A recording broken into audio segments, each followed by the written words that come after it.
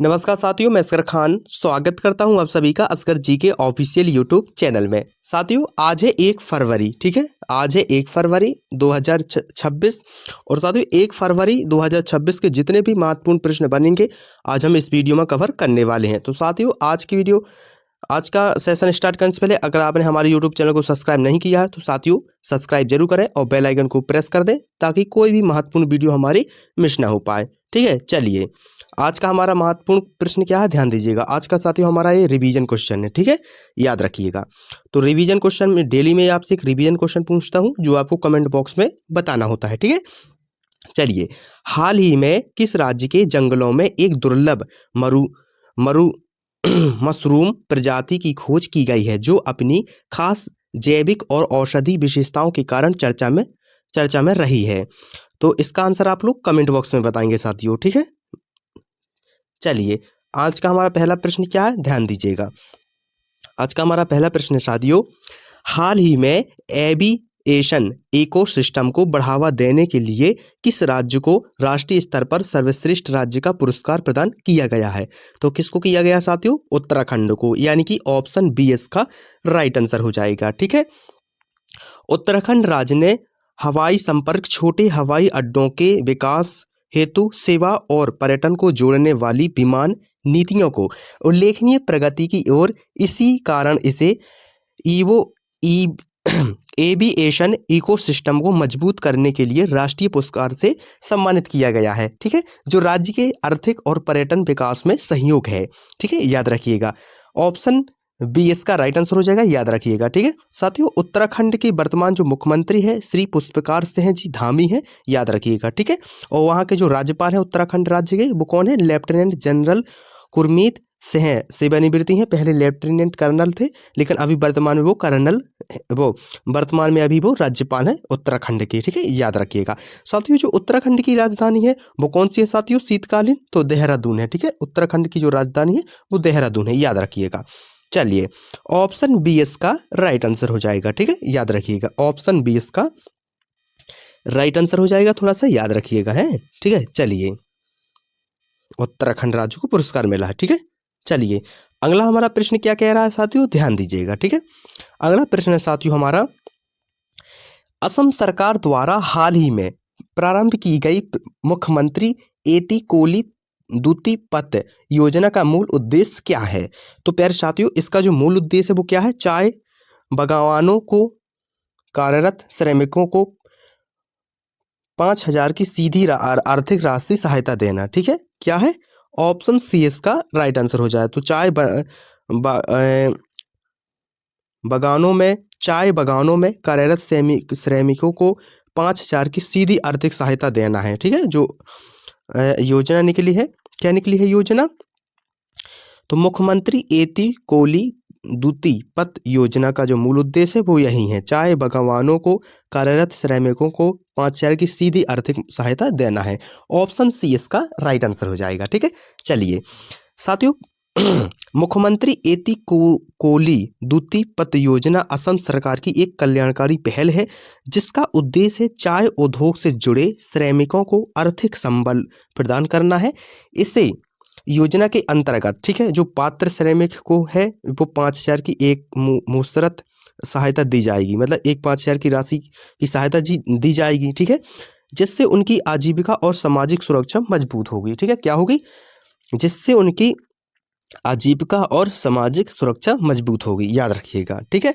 और असम राज्य की जो वर्तमान मुख्यमंत्री है साथियों जिसने ये योजना निकाली है उनका क्या नाम है? वर्तमान मुख्यमंत्री कौन है असम राज्य के?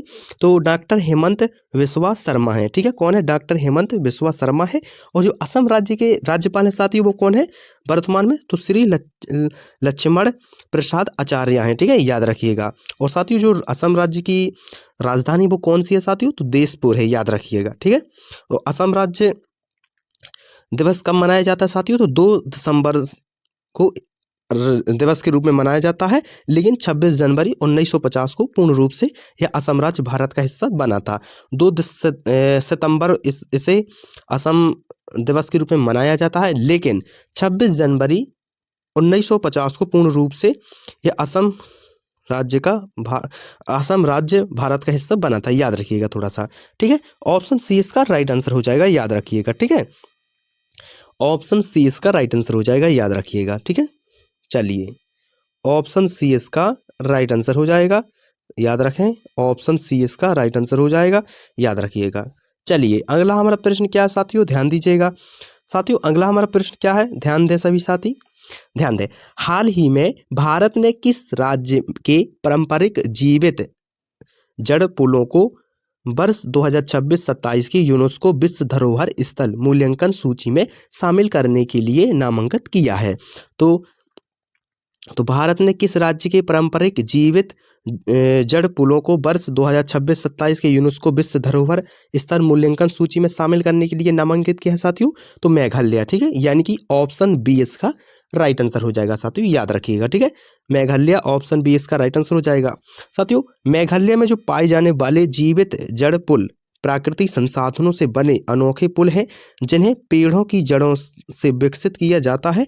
इनकी जो टिकाऊ संरचना है वो पारंपरिक ज्ञान को जोड़ते हुए भारत ने इन्हें 2026 से 27 के यूनेस्को विश्व धरोहर मूल्यांकन चक्र के लिए नामांकित किया है, ठीक है। तो साथियों, जो मेघालय के वर्तमान मुख्यमंत्री है वो कौन है? मेघालय के मुख्यमंत्री वर्तमान श्री कॉनराड कोंगल संगमा है, ठीक है, कॉनराड कोंगल संगमा है, याद रखिएगा। जो मेघालय के वर्तमान राज्यपाल हैं वो कौन है? श्री एच विजय शंकर हैं, ठीक है। जो वर्तमान राज्यपाल हैं मेघालय के कौन है? सी एच विजय शंकर, याद रखिएगा। और साथियों, जो राजधानी है मेघालय की, इसे प्राकृतिक सुंदरता के कारण स्कॉटलैंड भी कहा जाता है, ठीक है। तो राजधानी है जो शिलांग है, ठीक है, याद रखिएगा, शिलांग है। इसे प्राकृतिक सुंदरता के कारण स्कॉटलैंड भी कहा जाता है, तो याद रखिएगा, ठीक है। मेघालय का राज्य का जो गठन हुआ था वो कब हुआ था साथियों? 21 जनवरी 1972 को हुआ था, याद रखिएगा, ठीक है। और विशिष्ट उत्पादन में मेघालय विशेष उत्पादन में तालाकोंडा हल्दी, यानी कि यह भारत ही नहीं दुनिया की सबसे अच्छी किस्म हल्दी मानी जाती है। मेघालय राज्य में, याद रखिएगा, लाकाडोंगा जो हल्दी है वो भारत ही नहीं पूरी विश्व यानी पूरी दुनिया में बहुत अच्छी हल्दी किस्म में मानी जाती है, याद रखिएगा, ठीक है। तो साथियों, ऑप्शन बी इसका राइट आंसर हो जाएगा, याद रखिएगा, ठीक है। ऑप्शन बी इसका राइट आंसर हो जाएगा, ठीक है। ऑप्शन बी इसका राइट आंसर हो जाएगा, याद रखिएगा, ठीक है। चलिए, अगला हमारा प्रश्न क्या है साथियों, ध्यान दें। अगला हमारा प्रश्न है साथियों,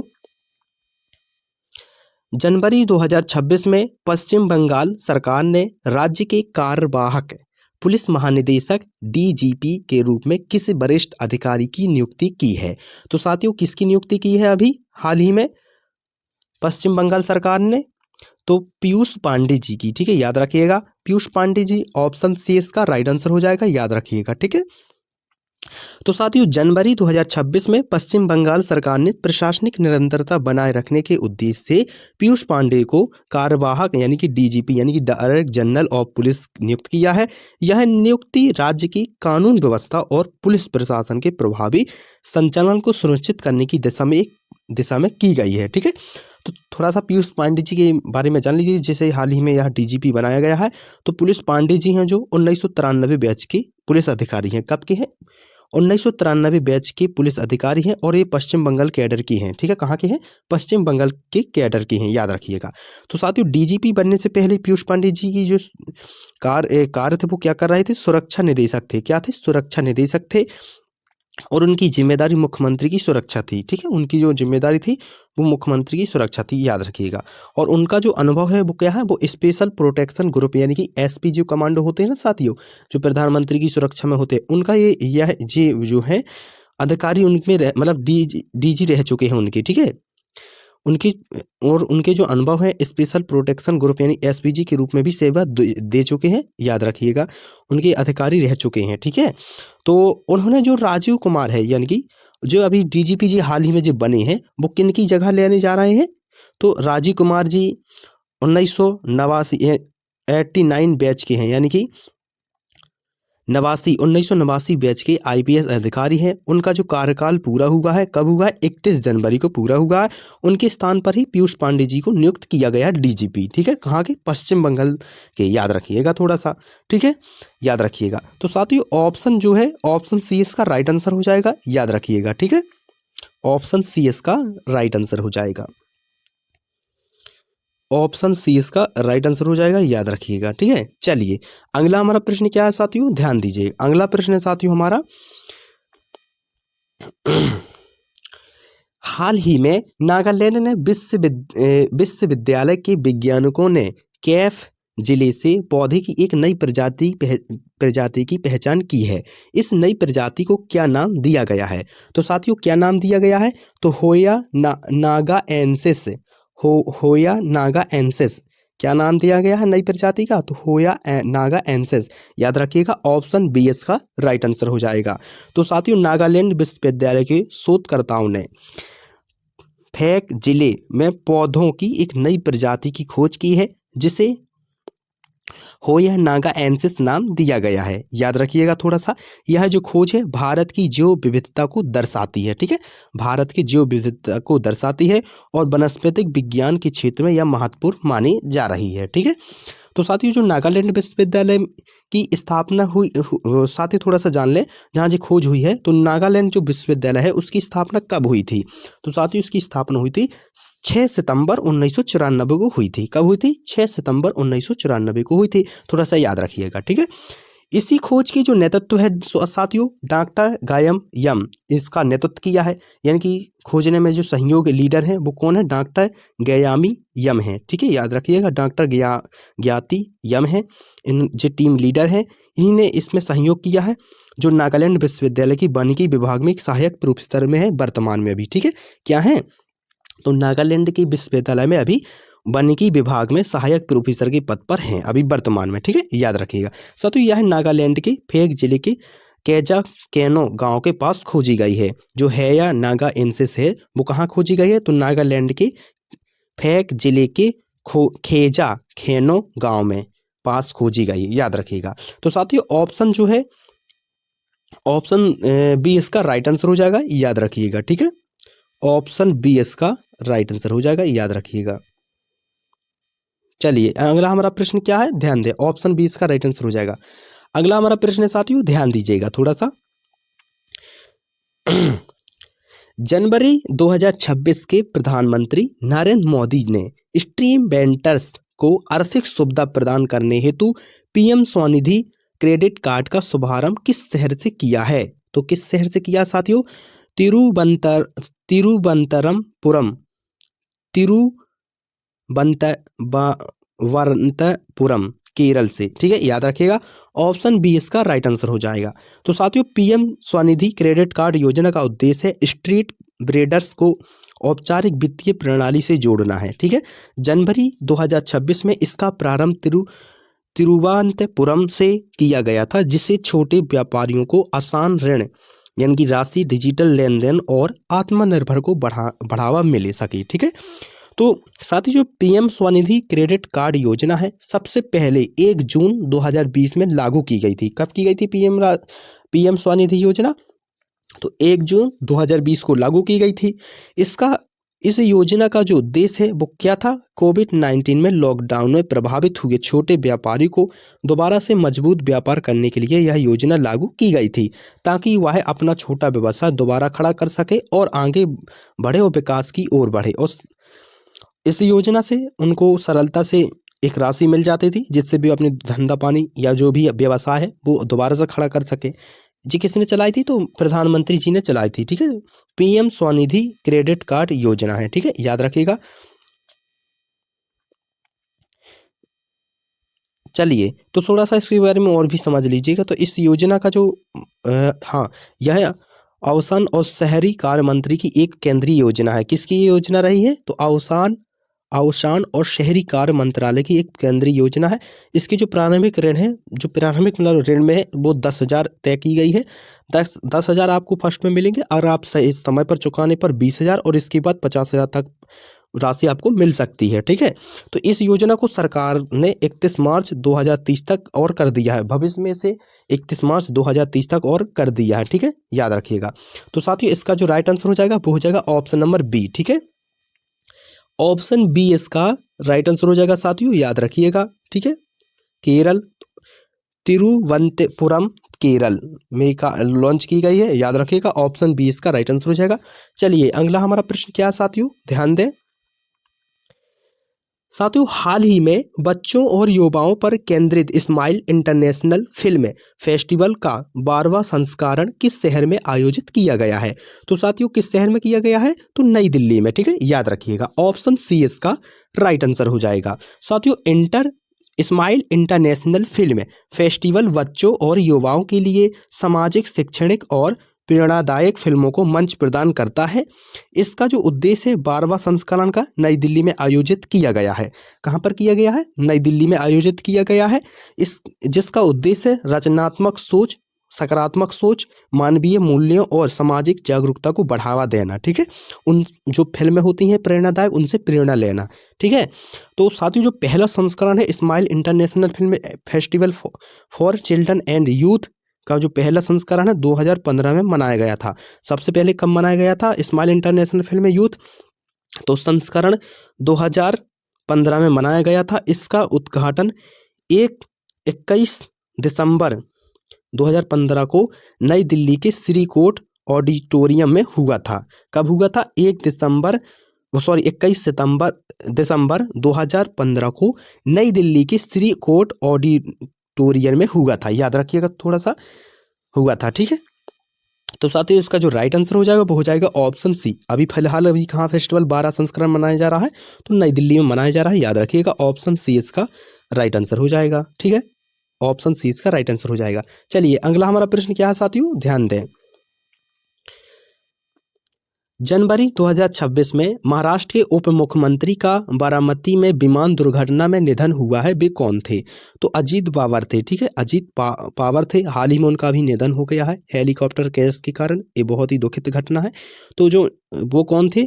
तो महाराष्ट्र के डिप्टी कमिश्नर, हाँ डिप्टी मुख्यमंत्री थे। ठीक है, याद रखिएगा, ऑप्शन सी इसका राइट आंसर हो जाएगा। तो साथियों जनवरी 2026 में महाराष्ट्र के उप मुख्यमंत्री अजीत पवार का विमान बारामती में लैंडिंग के दौरान दुर्घटनाग्रस्त हो गया, जिसमें वे और अन्य लोग गंभीर रूप से घायल हो गए और बाद में उनका निधन भी हो गया है। यह घटना राज्य और देश में व्यापक चिंता और शोक का विषय बना हुआ है। साथियों उनका जो निधन हुआ है अजीत पवार जी का, तो कब हुआ है? तो 28 जनवरी 2016 को महाराष्ट्र के पुणे जिले के बारामती में एक विमान दुर्घटना द्वारा निधन हो गया है। ठीक है, वह महाराष्ट्र के उप मुख्यमंत्री थे, डिप्टी मिनिस्टर थे। याद रखिएगा, निर्वाचन जो क्षेत्र था वह बारामती विधानसभा से लगातार 7 बार विधायक चुने गए थे। ठीक है, साथ ही उनका जो कार्यकाल के समय उनको कई महत्वपूर्ण कार्य भी उन्होंने किए, जैसे कि वित्त योजना, ऊर्जा, राज्य उत्पादक शुल्क, खेल, युवा कल्याण जैसी महत्वपूर्ण मंत्रालयों को संभाला था। ठीक है, तो वे महाराष्ट्र के एक नए और महाराष्ट्र के साथ अभी फिलहाल नियुक्ति हुई है और डिप्टी मतलब उप मुख्यमंत्री बने हो। तो कौन बने हैं महाराष्ट्र के नए उप मुख्यमंत्री? तो उनकी पत्नी सुनेत्रा पवार को महाराष्ट्र की एक नई उप मुख्यमंत्री नियुक्त करने का निर्णय लिया गया है। वह महाराष्ट्र की पहली महिला उप मुख्यमंत्री बन जाएंगी महाराष्ट्र की। ठीक है, याद रखिएगा। तो साथ ही ऑप्शन सी इसका राइट आंसर हो जाएगा, याद रखिएगा। ठीक है, चलिए ऑप्शन सी इसका राइट आंसर हो जाएगा। ठीक है, ध्यान दें, अजीत पवार, ऑप्शन सी इसका राइट आंसर हो जाएगा। अगला हमारा प्रश्न क्या है साथियों, ध्यान दीजिएगा। अगला हमारा प्रश्न है साथियों, हाल ही में उत्कृष्ट सेवा और अनुकरणीय कार्य प्रणाली के लिए किस राज्य की पुलिस को राष्ट्रपति का रंग सम्मान प्रदान किया गया? तो किसको किया गया साथियों? तो ऑप्शन बी सिक्किम पुलिस को, यानी कि ऑप्शन बी इसका राइट आंसर हो जाएगा। ठीक है, तो साथियों राष्ट्रपति रंग सम्मान पुलिस बल की निष्ठा, अनुशासन और उत्कृष्ट सेवा की मान्यता होता है। हाल ही में यह प्रतिष्ठित सम्मान सिक्किम पुलिस को प्रदान किया गया है, जो राज्य में कानून व्यवस्था बनाए रखने और जन सेवा में उनके योगदान को दर्शाता है। ठीक है, याद रखिएगा, ऑप्शन बी इसका राइट आंसर हो जाएगा। सिक्किम पुलिस को दिया गया है ना, ऑप्शन बी इसका राइट आंसर हो जाएगा। तो साथियों सिक्किम राज्य के जो मुख्यमंत्री हैं प्रेम सिंह तबंग है। ठीक है, याद रखिएगा, PS गोले यानी कि प्रेम सिंह तमंग है। और सिक्किम राज्य के जो वर्तमान राज्यपाल हैं साथी वो कौन है? ओम प्रकाश मथुर हैं, याद रखिएगा। और सिक्किम राज्य की जो राजधानी है वो क्या है? गंगटोक है, ठीक है। सिक्किम राज्य की राजधानी गंगटोक है, याद रखिएगा। सिक्किम राज्य की स्थापना कब हुई थी साथियों? तो 16 मई 1975 में हुई थी। सिक्किम राज्य अपना स्थापना दिवस 16 मई को मनाता है, याद रखिएगा। सिक्किम राज्य महत्वपूर्ण जो फसलें हैं जो भारत में प्रथम स्थान पर है तो क्या है? बड़ी इलायची। सिक्किम राज्य में बड़ी इलायची, स्थानीय लोग इसे मसालों की रानी भी कहते हैं, याद रखिएगा। सिक्किम राज्य में बड़ी इलायची पाई जाती है और मसालों की रानी भी कहा जाता है, थोड़ा सा याद रखिएगा। सिक्किम राज्य की फसल में कोई भी केमिकल का उपयोग नहीं होती है, प्राकृतिक खाद्य तरीकों पर निर्भर रहता है। सिक्किम राज्य में केमिकल डालना फसलों पर अपराध है। सिक्किम राज्य का जो अपना एक विशेष रिकॉर्ड भी है, जो दुनिया का पहला 2016 में राज्य बना है। सिक्किम जो खेती जैविक से करता है बल्कि केमिकल से नहीं करता है, दुनिया का पहला राज्य भी बना है 2016 में, याद रखिएगा थोड़ा सा, ठीक है। तो साथियों ऑप्शन बी इसका राइट आंसर हो जाएगा, ठीक है। जो सम्मान मिला वो किसे मिला है? तो सिक्किम पुलिस को मिला। ऑप्शन बी इसका राइट आंसर हो जाएगा, थोड़ा सा याद रखिएगा, ठीक है। ऑप्शन बी इसका राइट आंसर हो जाएगा। चलिए अगला हमारा प्रश्न क्या है साथियों? लास्ट प्रश्न है, ठीक है, ध्यान दें। लास्ट प्रश्न है साथियों, रूसी नौसेना का युद्धपोत मार्शल सपोसनिकोव भारत के विशाखापत्तनम में किस महत्वपूर्ण नौसैनिक अभ्यास कार्यक्रम में भाग लेने आया है? तो ऑप्शन सी इसका राइट आंसर हो जाएगा साथियों, इंद्र द्विपक्षीय नौसैनिक अभ्यास, ठीक है। तो साथियों इंद्र भारत और रूस के बीच आयोजित होने वाला द्विपक्षीय सेना अभ्यास है, जिसमें थल, वायु और नौसेना शामिल होती हैं। रूसी युद्धपोत मार्शल सपोसानिकोव की विशाखापत्तनम यात्रा दोनों देशों की समुद्री सहयोग और रणनीतिक साझेदारी को मजबूत करते हैं, ठीक है। तो सबसे पहले इसका अभ्यास कब हुआ था? तो साथियों इसका जो सबसे पहले अभ्यास हुआ था 2003 में शुरू हुआ था। पहले यह केवल नौसेना का अभ्यास था, लेकिन अब इसमें थल सेना और वायु सेना भी शामिल होती हैं। अभ्यास से इंडिया और रूस की सेना आपस में तालमेल बिठाती हैं। कोई भी समस्या आने पर दोनों देशों की सेना आपस में मिलकर दुश्मन को खत्म करेंगी, ठीक है। इसलिए यह अभ्यास कराया जाता है, याद रखिएगा। तो साथियों ऑप्शन सी इसका राइट आंसर हो जाएगा, याद रखिएगा, ठीक है।